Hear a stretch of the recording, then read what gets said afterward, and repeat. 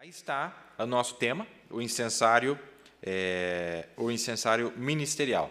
E é de extrema importância nós entendermos esse aspecto aqui, em todos esses assuntos que nós temos falado. Então, por isso que faz alguns dias que eu estou tentando entrar nesse tema.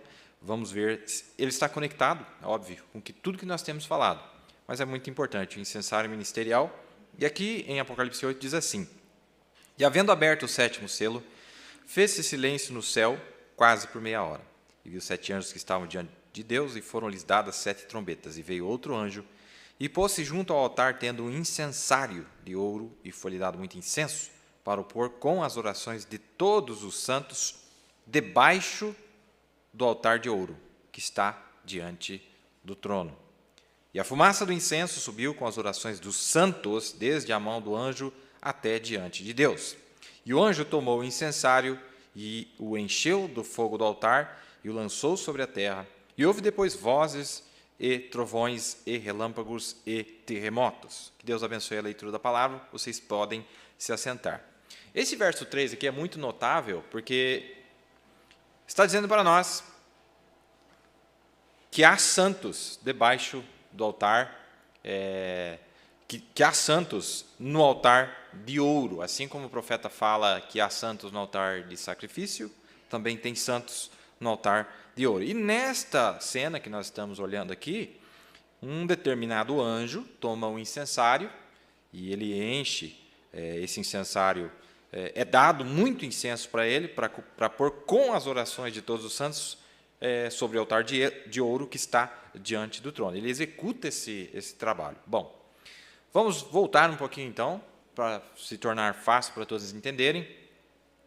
No Velho Testamento, que é uma sombra do Novo Testamento, quando as pessoas pecavam, elas tinham que oferecer um sacrifício. Então, você levava lá dependia, se você fosse pobre, você podia levar 2 pombas, um casal de pombos, ou se você tivesse mais dinheiro, você podia levar um carneiro, um cordeiro ali para ser imolado. E então o sacerdote imolava aquele animal,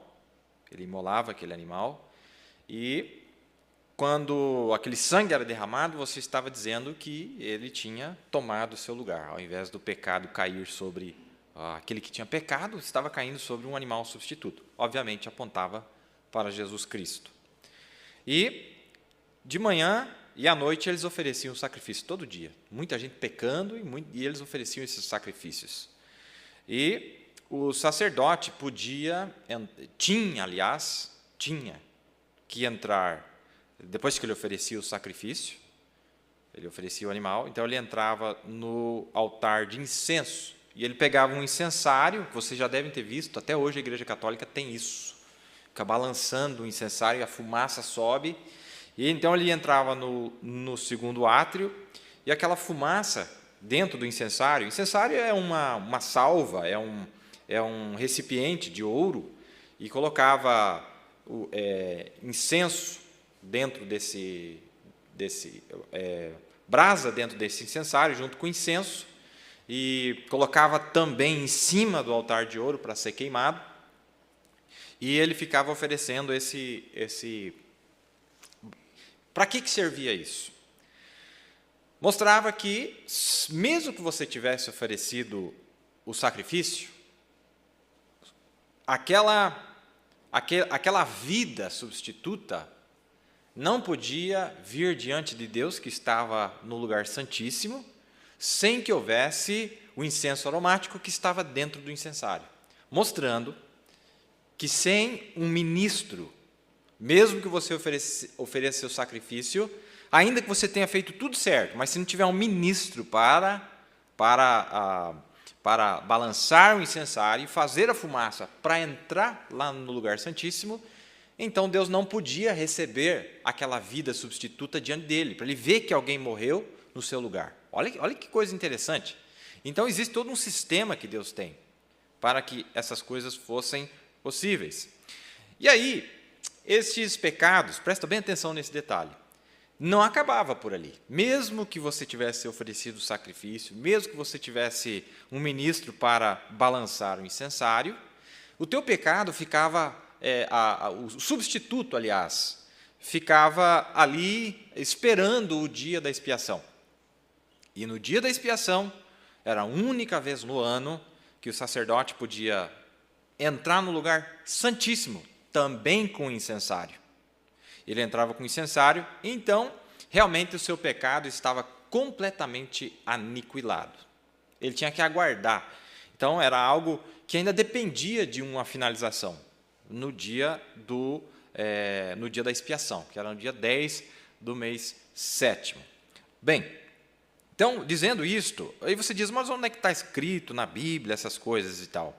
É bem extenso, mas eu vou economizar um pouco. Está em Êxodo 30, foi aqui que Deus instituiu, e eu quero chamar a atenção de vocês, e vocês, vamos gravar isto, que só tinha uma classe de pessoas que podia balançar o incensário, eram os ministros, certo?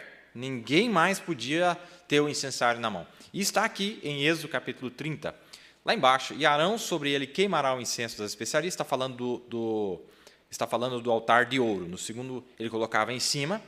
E Arão sobre ele queimará o incenso das especiarias, cada manhã, quando põe em ordem as lâmpadas, o queimará. E acendendo Arão as lâmpadas à tarde, o queimará. Esse será incenso contínuo perante o Senhor pelas vossas gerações. Não oferecereis sobre ele incenso estranho, nem holocausto, nem oferta, nem tampouco derramarei sobre ele libações. Está falando desse altar de incenso lá no segundo átrio. Aí diz aqui na sequência, e uma vez no ano, Arão fará expiação sobre as pontas do altar, com o sangue do sacrifício das expiações. Uma vez no ano fará expiação sobre ele, pelas vossas gerações, santíssimo é ao Senhor. Então ele fazia duas coisas, ele colocava o incenso em cima do altar de ouro, e ele também balançava o incensário, e aquela fumaça que queima aquelas essências aromáticas que eram feitas de árvores. Você pode ler no Velho Testamento do que era feito, e aquilo produzia um cheiro agradável às narinas de Deus, e aí ele podia realmente aceitar o sacrifício que estava lá fora. E tinha mais uma condição. Enquanto ele estava lá balançando o incensário e queimando isso, o adorador que tinha oferecido o animal tinha que ficar lá fora orando. Então ele oferecia o sacrifício e ficava orando e confiando que Deus ia aceitar o sacrifício dele. Então é todo um sistema que tinha para que isso realmente fosse aceito por Deus. Mas o que eu quero chamar a atenção nesta noite, e para ficar gravado nas nossas memórias, que o único que poderia oferecer este incenso eram os ministros. Então, li aqui uma escritura, tem outra que fala, lembra que quando aquele povo se rebelou contra Moisés, Datã, Coré e Abirão? E eles não perceberam, mas Moisés fez uma armadilha para eles. Falou assim, vocês pegam o incensário e ofereçam. Eles não eram da classe do incensário, não é? Eles não deveriam estar fazendo aquilo lá. Se eles conhecessem a palavra, eles falam, não, mas eu não vou cair nessa bobagem, não. Nós não somos qualificados para fazer isso aí. Mas eles foram e fizeram. E aí, aqui, eu estou resumindo um pouco, diz assim, falou o Senhor a Moisés dizendo, isso depois que já tinham sido engolidos pela terra, diz a Eleazar, filho de Arão, sacerdote, que tome os incensários do meio do incêndio e espalhe o fogo longe, porque santos são. Então, o fogo, a brasa que estava dentro do incensário, que queimava o incenso, era fogo santo. Amém? E eles tinham pego esse fogo santo e tentado também oferecer os seus incensos, não é? Quanto aos incensários daqueles que pecaram contra a sua alma, deles se façam folhas estendidas para a cobertura do altar, porquanto os trouxeram perante o Senhor, pelo que santos são e serão por sinal aos filhos de Israel. Depois que isso aconteceu, eles pegaram os incensários desses rebeldes, e era feito de ouro, e eles pegaram esses incensários e colocaram junto ao trono, ao altar de ouro. Se tornou parte, como um sinal. Ó. Todo mundo que tentar fazer isso, está aqui o sinal. Ó. Era o incensário deles aqui, para vocês verem, que isso aqui só um ministro pode oferecer. E aí você pode lembrar de Urias, que tentou, lembra que Urias pegou o incensário e foi balançar lá o fogo. E o que aconteceu? Ele não era ministro, o que aconteceu? Ele se tornou leproso. Amém? Olha a importância de um ministério, irmãos. A importância de um ministro, Deus instituiu, como eu disse lá em Porto Alegre. Ora, não. Então, se não precisa de ministro nessa era, é a única era, irmão. Porque lá na primeira era não tinha fita. Na segunda era não tinha fita. Na terceira era não tinha fita. Na quarta era não tinha fita. Na sexta era também não tinha fita. Só na sétima era, então, que tira o ministro e coloca a fita. Não tem cabimento. É ridículo, irmão. Tem coisa que às vezes você fala, não, deixa os irmãos. Mas é ridículo um negócio desse. Deus instituiu o ministério quíntuplo, está lá na palavra, está no livro de Efésios. Paulo, o primeiro mensageiro, disse que Deus instituiu, Deus estabeleceu. E o profeta ainda disse, como tem uma citação, o profeta diz, mostra para mim onde foi que ele tirou.